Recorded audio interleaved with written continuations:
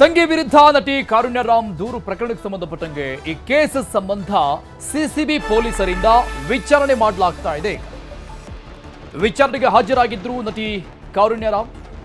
ವಿಚಾರಣೆ ಬಳಿಕ ಈ ಕಾರುಣ್ಯ ರಾಮ್ ಉಡಾಫೆ ಉತ್ತರ ಕೊಟ್ಟಿದ್ದಾರೆ. ಕೇಳಿದಂತ ಪ್ರಶ್ನೆಗಳಿಗೆ ಕಾರುಣ್ಯ ರಾಮ್ ಉಡಾಫೆ ಉತ್ತರ. 5 ಜನರ ವಿರುದ್ಧ ನಾನು ದೂರು ಕೊಟ್ಟಿದ್ದೆ. ಈ ಬಗ್ಗೆ ನಿಮ್ ಜೊತೆ ಮಾತನಾಡಿದ್ರೆ ಸಮಸ್ಯೆ ಬಗೆಹರಿಯುತ್ತಾ ಅಂತ ಮಾಧ್ಯಮಗಳಿಗೆ ಪ್ರಶ್ನೆ ಮಾಡಿದ ಕಾರುಣ್ಯ ರಾಮ್. ನಿಮ್ಮ ಜೊತೆ ಮಾತನಾಡಿದ್ರೆ ಸಮಸ್ಯೆ ಬಗೆಹರಿಯುತ್ತಾ ಅಂತ ಹೇಳಿರೋದು. ವಿಚಾರಣೆ ಏನೆಲ್ಲ ಆಯಿತು ಅಂತ ಪ್ರಶ್ನೆ ಮಾಡಿದ್ದಕ್ಕೆ ಉಡಾಫೆ ಉತ್ತರ ಇದು. ಮಾತಾಡಲು ಇಷ್ಟ ಇಲ್ಲ ಅಂತ ಉಡಾಫೆ ಉತ್ತರವನ್ನ ಕೊಟ್ಟು ಅಲ್ಲಿಂದ ತೆರಳಿದ್ದಾರೆ. ನಿಮ್ಮ ಜೊತೆ ಮಾತನಾಡಿದ್ರೆ ಸಮಸ್ಯೆ ಬಗೆಹರಿಯುತ್ತಾ ಅಂತ ಕೇಳಿದ್ದಾರೆ. ಮಾಧ್ಯಮಗಳಿಗೆ ಪ್ರಶ್ನೆ ಮಾಡಿದ್ದಾರೆ. ಇದರಿಂದ ಮಾತನಾಡೋದ್ರಿಂದ ಏನಾದರೂ ಸಮಸ್ಯೆ ಇತ್ಯರ್ಥ ಆಗುತ್ತಾ ನಿಮ್ ಜೊತೆ ಮಾತನಾಡೋದ್ರಿಂದ ಅಂತ ಹೇಳಿದ್ದಾರೆ.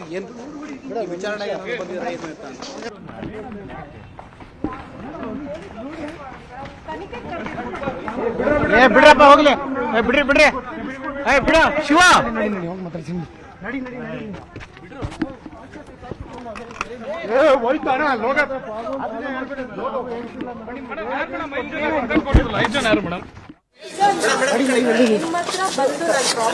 ಸಾಲ್ವ್ ಆಗುವಂತದಲ್ಲ.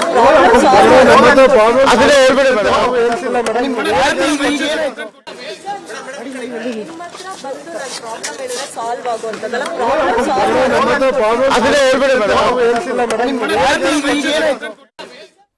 ಈ ಬಗ್ಗೆ ಡೀಟೇಲ್ಸ್ ಕೊಡ್ತಾರೆ ನಮ್ಮ ಪ್ರತಿನಿಧಿ ಮುನಿರಾಜು ಸಂಪರ್ಕದಲ್ಲಿದ್ದಾರೆ. ಮುನಿರಾಜು, ಮೊದಲಿಗೆ ಈ ಪ್ರಕರಣದ ಬೆಳವಣಿಗೆ ಎಲ್ಲಿವರೆಗೂ ಬಂದಿದೆ, ತನಿಖೆ ಎಲ್ಲಿವರೆಗೂ ಬಂದು ನಿಂತ್ಕೊಂಡಿದೆ ಅನ್ನುವಂಥದ್ದು, ಇದ್ರ ಜೊತೆಗೆ ಕಾರುಣ್ಯ ರಾಮ್ ಅವರಿಗೇನು ನಟಿ ಅಂದ ತಕ್ಷಣ ಹೇಗೆ ಬೇಕಾಗಿ ಮಾತಾಡ್ಬಿಡೋದ ಮಾಧ್ಯಮಗಳಿಗೆ, ಇವರು ಸೆಲೆಬ್ರಿಟಿ ಆಗಿರೋ ಕಾರಣದಿಂದ ಒಂದಿಷ್ಟು ಜನ ಇವ್ರನ್ನ ಫಾಲೋ ಮಾಡ್ತಾ ಇರ್ತಾರೆ, ಇವ್ರನ್ನ ಅನುಕರಣೆ ಮಾಡೋರು ಇರ್ತಾರೆ.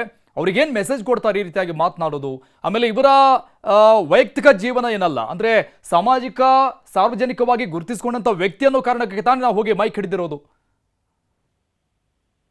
ಅರುಣ್, ಇವತ್ತು ನಟಿ ಕಾರುಣ್ಯ ರಾಮ್ ತಮ್ಮ ತಂಗಿ ವಿರುದ್ಧ ಒಂದು ದೂರನ್ನು ಕೊಟ್ಟಿದ್ರು. ಆ ಒಂದು ದೂರಿಗೆ ಸಂಬಂಧಪಟ್ಟಂತೆ ಇವತ್ತು ಸಿಸಿಬಿ ಸೈಬರ್ ಕ್ರೈಮ್ ಪೊಲೀಸರು ಆಕೆಯನ್ನ ವಿಚಾರಣೆ ಮಾಡೋದಕ್ಕೆ ಕರೆದಿರ್ತಾರೆ.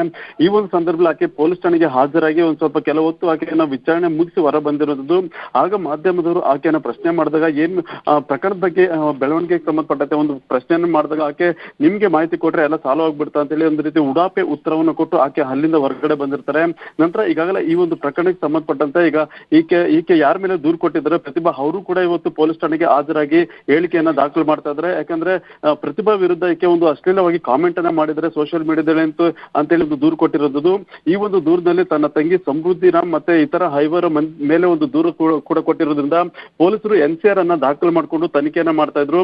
ಮತ್ತೆ ಇವತ್ತು ದೂರುದಾರೆ ಮತ್ತೆ ದೂರು ಕೊಟ್ಟಂತ ವ್ಯಕ್ತಿ ಮತ್ತೆ ಏನು ಮತ್ತೊಬ್ಬ ಮಹಿಳೆ ಏನಿದ್ರೆ ಇಬ್ಬರನ್ನು ಕೂಡ ಕರೆಸಿ ಒಂದು ಹೇಳಿಕೆಯನ್ನ ಪಡೆಯುವಂತ ಕೆಲಸವನ್ನ ಮಾಡ್ತಾ ಇದ್ರು. ಆ ಒಂದು ಸಂದರ್ಭದಲ್ಲಿ ಈಕೆ ವಿಚಾರಣೆ ಮುಗಿಸಿ ಹೊರಗಡೆ ಬರುವಂತ ಸಮಯದಲ್ಲಿ ಈ ರೀತಿಯಾಗಿ ಉಡಾಪೆ ಉತ್ತರವನ್ನು ಕೊಟ್ಟು ಅಲ್ಲಿಂದ ಹೊರಗಡೆ ಬರ್ತಾರೆ. ಸದ್ಯ ಈಗಾಗಲೇ ಇದಕ್ಕೆ ಸಂಬಂಧಪಟ್ಟಂತೆ ಸಿಸಿಬಿ ಸೈಬರ್ ಕ್ರೈಮ್ ಪೊಲೀಸರು ಕೂಡ ತನಿಖೆಯನ್ನ ಮಾಡ್ತಾ ಇದ್ದು ಇದರಲ್ಲಿ ಭಾಗಿಯಾಗಿರುವಂತಹ ಎಲ್ಲಾ ವ್ಯಕ್ತಿಗಳನ್ನ ಕರೆಸಿ ಒಂದು ಹೇಳಿಕೆ ದಾಖಲು ಮಾಡುವಂತ ಕೆಲಸವನ್ನ ಈಗ ಮಾಡ್ತಾ ಇದ್ದಾರೆ. ಅರುಣ್, ಓಕೆ ಮುನಿರಾಜು, ಇವರು ಸಿನಿಮಾ ಮಾಡಿದಾಗ ಅಥವಾ ಏನೋ ಒಂದು ಇವೆಂಟ್ ಆಗಿದೆ ಅಂದಾಗ ಅಲ್ಲಿ ಮಾಧ್ಯಮಗಳು ಬೇಕು, ಅಲ್ಲಿ ಪ್ರಚಾರ ಬೇಕು, ಅಲ್ಲಿ ಕರೆದು ಮಾತನಾಡೋದು. ಓಕೆ, ಈಗ ಏನೋ ಸಮಸ್ಯೆ ಬಂದಿದೆ, ಈ ಬಗ್ಗೆ ಮಾತನಾಡಿ ಅಂತ ಕೇಳಿದ್ರು ಕೂಡ, ಅಂದ್ರೆ ಸಾರ್ವಜನಿಕ ವಲಯದಲ್ಲಿ ಗುರುತಿಸಿಕೊಂಡಂತ ವ್ಯಕ್ತಿ, ಅವರು ಸೆಲೆಬ್ರಿಟಿ ಕೂಡ, ಸಿನಿಮಾ ನಟಿ, ಹಾಗಾಗಿ ನಾವು ಕೂಡ ಕೇಳಿರುವಂಥದ್ದು. ಈ ರೀತಿಯಾಗಿ ಉಡಾಫಿಯಾಗಿ ಮಾತನಾಡೋದು ಯಾಕೆ? ಆಗೊಂದು ಈಗೊಂದು ಅನ್ನೋ ರೀತಿ ಯಾಕೆ? ಖಂಡಿತ ಅರುಣ್, ಯಾಕಂದ್ರೆ ಈಕೆ ಸೆಲೆಬ್ರಿಟಿ ಆಗಿದ್ದಾರೆ ಮತ್ತೆ ಸಾಕಷ್ಟು ಸಿನಿಮಾಗಳಲ್ಲಿ ಕೂಡ ನಟಿಸಿರುವಂತದ್ದು. ಆದ್ರೆ ಈಕೆ ಈಗ ಒಂದು ದೂರನ್ನ ಕೊಟ್ಟು ಪೊಲೀಸ್ ಠಾಣೆ ಮೆಟ್ಟಿಲು ತನಕ ಬಂದಿರೋದು. ಆ ಒಂದು ವಿಚಾರಕ್ಕೆ ಸಂಬಂಧಪಟ್ಟಂತ ಆಕೆಯನ್ನ ಪ್ರಶ್ನೆ ಮಾಡಿದಾಗ ಆಕೆ ಬೇಕಾಬಿಟ್ಟಿಯಾಗಿ ಒಂದು ಆನ್ಸರ್ ಅನ್ನ ಮಾಡ್ಕೊಂಡು ಅಲ್ಲಿಂದ ಹೋಗ್ತಿರೋದು. ಯಾಕಂದ್ರೆ ಆಕೆ ವಿಚಾರಣೆಗೆ ಬಂದಿದ್ದಾಳೆ ಅಂತೇಳಿ ಒಂದು ವಿಚಾರ ತಿಳಿದ ಬಳಿಕ ಅಲ್ಲಿ ಸಾಕಷ್ಟು ಮಾಧ್ಯಮದವರು ಕೂಡ ಜಮಾಯಿಸಿದ್ರು. ಮತ್ತೆ ಆಕೆಯನ್ನ ಪ್ರಶ್ನೆ ಮಾಡಿ ಈ ಒಂದು ಕೇಸ್ನ ಬೆಳವಣಿಗೆ ಮತ್ತೆ ತನಿಖೆ ಹೇಗಿದೆ ಅನ್ನೋದನ್ನ ಪ್ರಶ್ನೆ ಮಾಡಿದಾಗ ನಿಮ್ಮಿಂದ ಇದು ಸಾಲು ಆಗ್ಬಿಡ್ತಾ ಅಂತೇಳಿ ಉಡಾಪೆ ಉತ್ತರವನ್ನು ಕೊಟ್ಟು ಆಕೆ ಅಲ್ಲಿಂದ ಹೋಗ್ತಾರೆ. ಮತ್ತೆ ಇದು ಪೊಲೀಸ್ ಠಾಣೆಯಲ್ಲಿ ವಿಚಾರಣೆ ನಡೀತಾ ಇದೆ, 5 ವಿರುದ್ಧ ದೂರು ಕೊಟ್ಟಿದ್ದೀನಿ ಅಂತ ಹೇಳಿ ಒಂದು ರೀತಿ ನೆಗ್ಲಿಜೆನ್ಸ್ ಆಗಿ ಬಿಹೇವ್ ಮಾಡಿ ಆಕೆ ಅಲ್ಲಿಂದ ಹೋಗಿರೋದು. ಸದ್ಯ ಈಗಾಗಲೇ ಇದಕ್ಕೆ ಸಂಬಂಧಪಟ್ಟಂತೆ ಪೊಲೀಸರು ಕೂಡ ಸ್ಟೇಟ್ಮೆಂಟ್ ಅನ್ನ ಮಾಡಿದ್ದಾರೆ. ಮತ್ತೆ ಏನು ಬೇರೆ ಯಾರ್ಯಾರು ಇನ್ವಾಲ್ವ್ಮೆಂಟ್ ಆಗಿದ್ರೆ ಅವರ ಒಂದು ಹೇಳಿಕೆ ದಾಖಲು ಮಾಡುವಂತ ಕೆಲಸವನ್ನು ಕೂಡ ಈಗ ಮಾಡ್ತಾರೆ. ಆದ್ರೆ ಸಾರ್ವಜನಿಕದ ಜೀವನದಲ್ಲಿ ಈಕೆ ಏನಿದ್ರೆ ಈಕೆ ಈ ರೀತಿಯ ವರ್ತನೆ ಕೂಡ ಸಾಕಷ್ಟು ಬೇಸರವನ್ನ ತರಿಸುವಂತದ್ದು. ಯಾಕಂದ್ರೆ ಆಕೆ ನಿಂತು ಅಲ್ಲಿ ಮಾತಾಡಬಹುದಾಗಿತ್ತು, ಕೇಸ್ನ ಬೆಳವಣಿಗೆ ಏನಿದೆ ಮತ್ತೆ ಏನ್ ದೂರು ಕೊಟ್ಟಿದ್ದೀನಿ ಅನ್ನೋದ್ರ ಬಗ್ಗೆ ಒಂದು 2 ಮಾತು ಮಾತಾಡಬಹುದಾಗಿತ್ತು. ಆದ್ರೆ ಅದನ್ನು ನಿರಾಕರಿಸಿ ಆಕೆ ಉಡಾಪೆ ಉತ್ತರವನ್ನು ಕೊಟ್ಟು ಅಲ್ಲಿಂದ ನಂತರ ಮುಂದೆ ಸಾಗಿರುವಂತದ್ದು. ಅರುಣ್, ಓಕೆ, ಇವರ ಫ್ರಸ್ಟ್ರೇಷನ್ ಏನೋ ಇರಬಹುದು, ಅವರ ಸಮಸ್ಯೆ, ದಟ್ಸ್ ಫೈನ್. ಬಟ್ ಮಾಧ್ಯಮಗಳ ಮುಂದೆ ಮಾತನಾಡುವಂಥ ಸಂದರ್ಭದಲ್ಲಿ ನೂರಾರು ಜನ, ಲಕ್ಷಾಂತರ ಜನ ನೋಡ್ತಾ ಇರ್ತಾರೆ.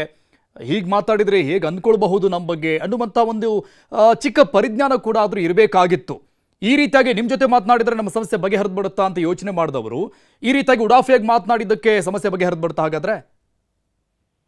ಖಂಡಿತ ಅರುಣ್, ಯಾಕಂದ್ರೆ ಸಾರ್ವಜನಿಕ ಜೀವನದಲ್ಲಿ ಇರೋದ್ರು ಒಂದು ಮಾತು ಮಾಧ್ಯಮಗಳಿಂದ ಮಾತಾಡ್ಬೇಕಾದ್ರೂ ಸ್ವಲ್ಪ ಏನು ಜ್ಞಾನ ಇಟ್ಕೊಂಡಾದ್ರೂ ಮಾತಾಡ್ಬೇಕಾಗುತ್ತೆ. ಯಾಕಂದ್ರೆ ಸುಮಾರು ಜನ ಮಾಧ್ಯಮಗಳನ್ನ ವಾಚ್ ಮಾಡ್ತಿರ್ತಾರೆ, ಸಾಕಷ್ಟು ಮಂದಿ ಅವರನ್ನ ಗಮನಿಸ್ತಾ ಇರ್ತಾರೆ. ಮತ್ತೆ ಆ ಒಂದು ಹೇಳಿಕೆ ಅವ್ರು ಕೊಡುವಂತ ಹೇಳಿಕೆ ಏನಿದೆ ಅದು ಸಾಕಷ್ಟು ಜನರನ್ನ ರೀಚ್ ಕೂಡ ಆಗ್ತಾ ಇರುತ್ತೆ. ಆ ಒಂದು ಸಂದರ್ಭದಲ್ಲಿ ಆಕೆ ಮಾತಾಡುವಂತ ಪ್ರತಿಯೊಂದು ಮಾತು ಕೂಡ ಕೌಂಟ್ ಆಗುತ್ತೆ. ಆದ್ರೆ ಆಕೆ ಆ ರೀತಿ ಮಾತಾಡುವಂಥದ್ದು ಕೂಡ ಸಾಕಷ್ಟು ನೆಗ್ಲಿಜೆನ್ಸ್ ಇಂದ ಮತ್ತೆ ಉಡಾಪೆಯಿಂದ ಆನ್ಸರ್ ಮಾಡಿರುವಂತದ್ದು. ಆದ್ರೆ ಏನು ಆಕೆ ಫಸ್ಟ್ ಸ್ಟೇಷನ್ ಇರ್ಬೋದು, ಮತ್ತೆ ಪೊಲೀಸ್ ಠಾಣೆಯಲ್ಲಿ ವಿಚಾರಣೆ ಒಂದು ಬಿಸಿ ಇರ್ಬೋದು, ಮತ್ತೆ ತನಿಖೆ ಒಂದು ಟೆನ್ಷನ್ ಇರ್ಬೋದು, ಏನೇ ಒತ್ತಡ ಇದ್ರೂ ಕೂಡ ಆಕೆ ಹೊರಗಡೆ ಬರುವಂತ ಸಂದರ್ಭದಲ್ಲಿ ಮತ್ತೆ ಮಾತಾಡುವಂತ ಸಂದರ್ಭದಲ್ಲಿ ಒಂದ್ ಸ್ವಲ್ಪ ಗಮನಿಸಿ ಮಾತನಾಡಬೇಕಾಗುತ್ತೆ. ಆದ್ರೆ ಏಕಾಏಕಿಯಾಗಿ ಈ ರೀತಿ ವರ್ತನೆ ಮಾಡುತ್ತದೆ ಮತ್ತೆ ಏನು ಆ ಒಂದು ಪದಗಳ ಬಳಕೆ ಏನಿದೆ ಅದು ತೀವ್ರ ಬೇಸರ. ಮತ್ತೆ ಆಕೆ ಈ ಒಂದು ಕೇಸಿಂದ ಸಿಕ್ಕಾಪಟ್ಟೆ ಫಸ್ಟ್ ಸ್ಟೇಷನ್ಗೆ ಒಳಗಾಗಿದ್ದೀರ ಅನ್ನೋದು ಕೂಡ ತೋರಿಸುತ್ತೆ ಅರುಣ್.